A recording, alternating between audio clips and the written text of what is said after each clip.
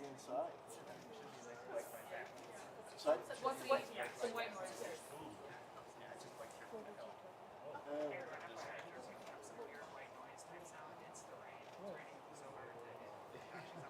Well, that can't last, right? That's coming from the stage. It's a microphone, that's not going to Ask Oh, no, I was just telling everyone that if they hear a white noise, it's Oh, the okay. rain. Gotcha. Okay. Ask them to stretch this out until the storm passes. It does come right on H. It does come right on H Street. Yeah, bus? Sure.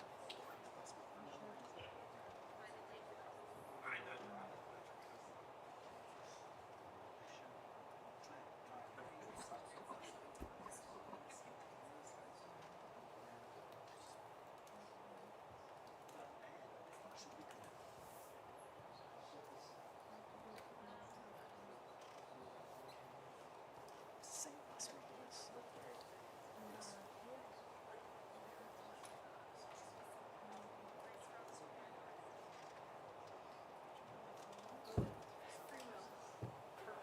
Thank you.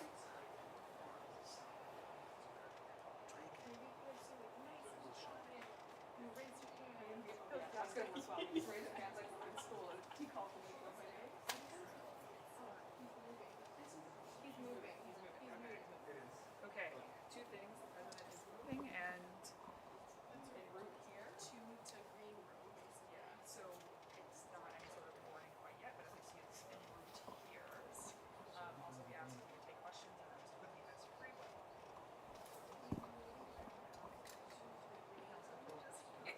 Sorry, he has free will. He may or may not, and it's up to him.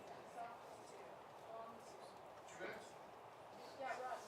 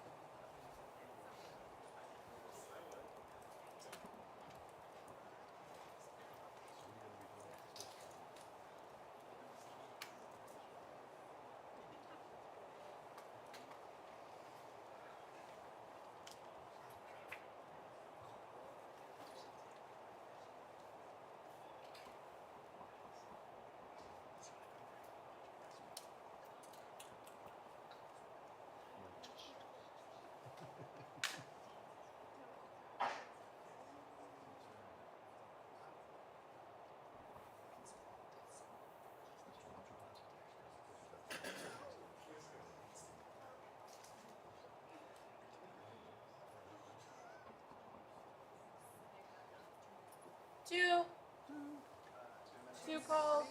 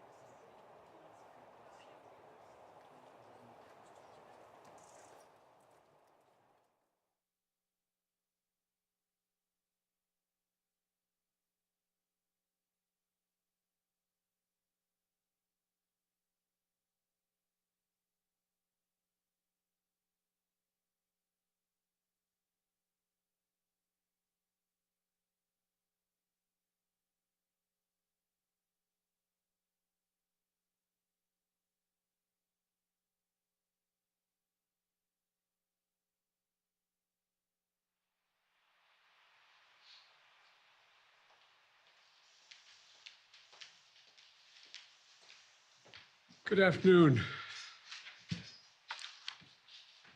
Last week, in the immediate aftermath of the incursion by China's high-altitude balloon, our military, through the North American Aerospace Defense Command, so-called NORAD, closely scrutinized our airspace, including enhancing our radar to pick up more slow-moving objects above our country, around the world.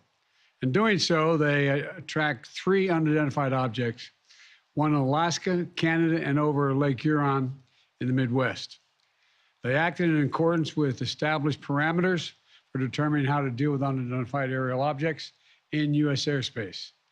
At their recommendation, I gave the order to take down these 3 objects due to hazards to civilian commercial air traffic and because we could not rule out the surveillance risk of sensitive facilities.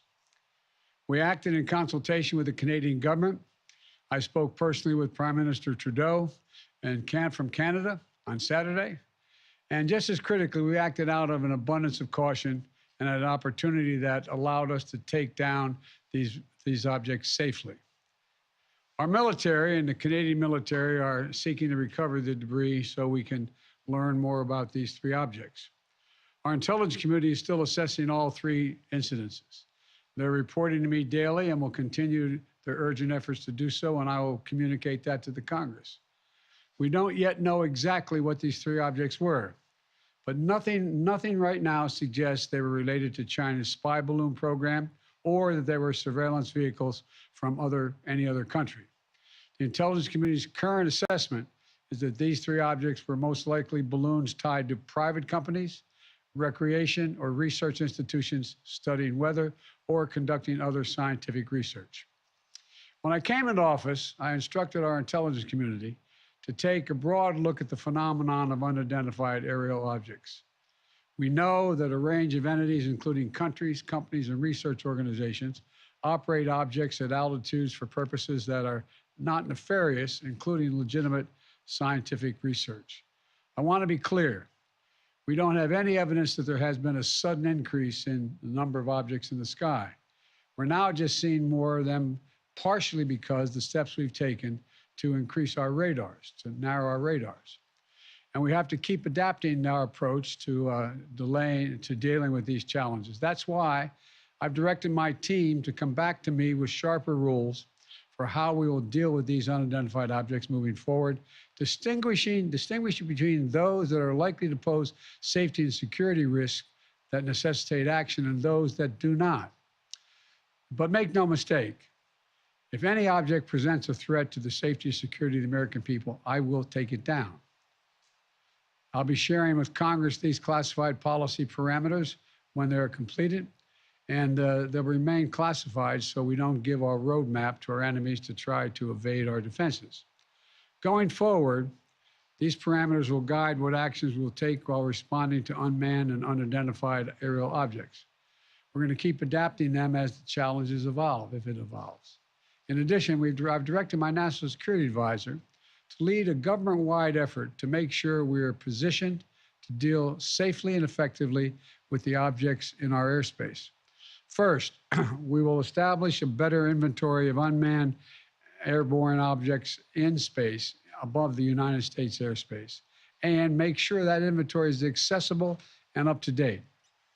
Second, we'll implement further measures to improve our capacity to detect unmanned objects in our airspace. Third, we'll update the rules and regulations for launching and maintaining unmanned objects in the skies above the United States of America. And fourth, my Secretary of State will lead an effort to help establish common global norms in this largely unregulated space.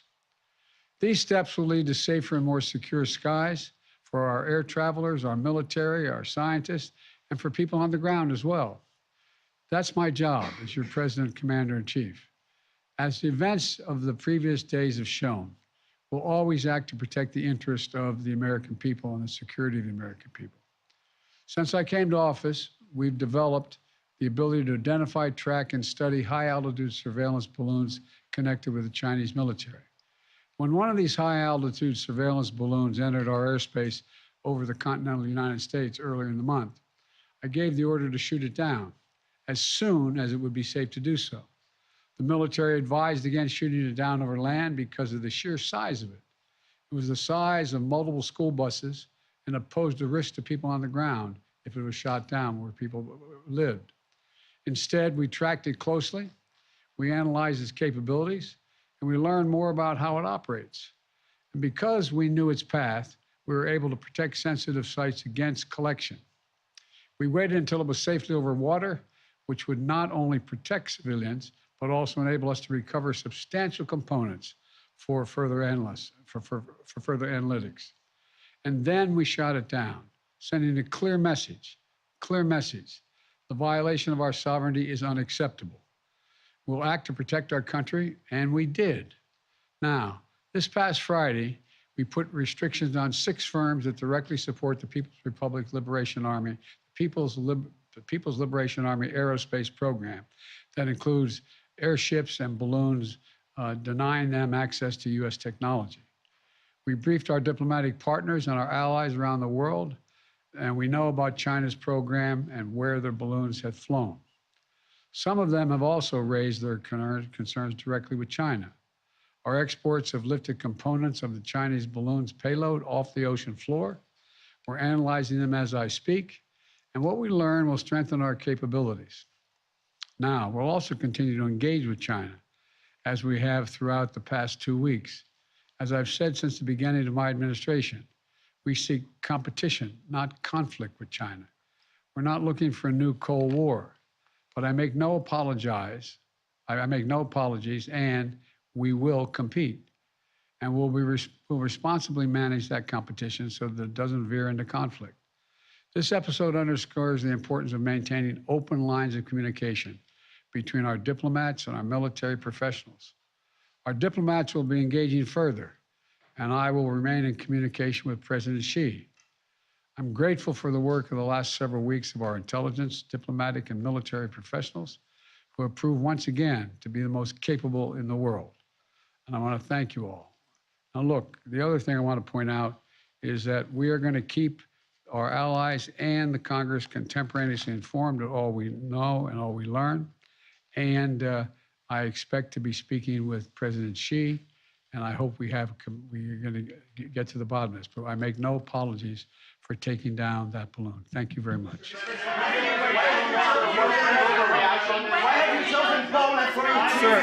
Sir, the question was it? There's been criticism. There's been criticism that this wasn't. There's been criticism that this. Trying to compromise by your family's business relations. Sir, Mr. President, there has been criticism. Man. Did you overreact? Mr. President, there has been criticism that this was an overreaction that was done because of political pressure. You can come to my office and ask the question when you have more polite people. Mr. President, why have you chosen Poland for your trip to mark anniversary of the war? And what's your message? What? When are you speaking to President Xi, Mr. President?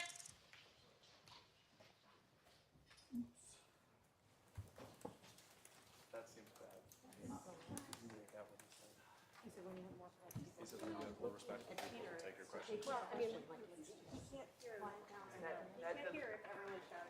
That does not help our ability to get information out of the president. He was going to answer That's a really poor waiting on that.